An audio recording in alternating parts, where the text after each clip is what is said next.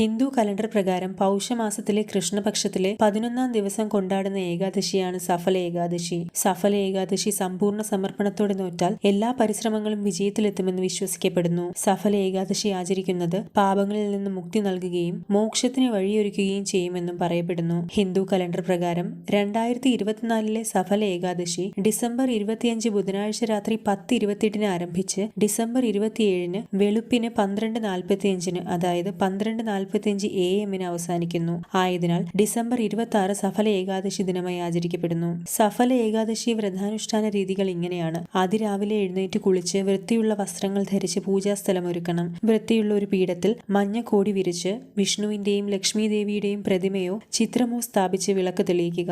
വഴിപാടായി തുളസി ഇലകൾ, മഞ്ഞ പൂക്കൾ, പഴങ്ങൾ, മധുര പലഹാരങ്ങൾ എന്നിവ സമർപ്പിക്കുക.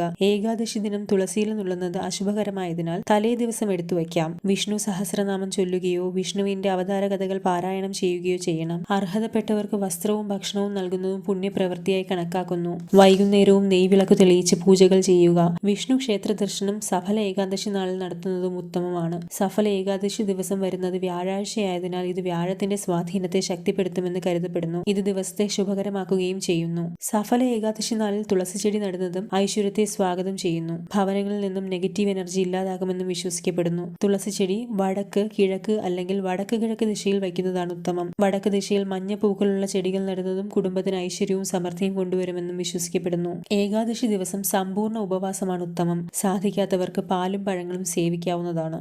ഏകാദശി കഴിഞ്ഞു വരുന്ന അടുത്ത ദിവസമായ ദ്വാദശി നാളിലാണ് വ്രതം മുറിക്കേണ്ടത്. അതായത് ഈ വർഷം ഡിസംബർ 27 രാവിലെ 7:18 9:25 ഇടയ്ക്കുള്ള മുഹൂർത്തത്തിൽ വ്രതം മുറിക്കാവുന്നതാണ്. ഭഗവാന് നേദിച്ച തുളസി തീർത്ഥം കഴിച്ച് വ്രതം മുറിക്കാം. ഈ സമയത്തെ പാരണ സമയം എന്നറിയപ്പെടുന്നു.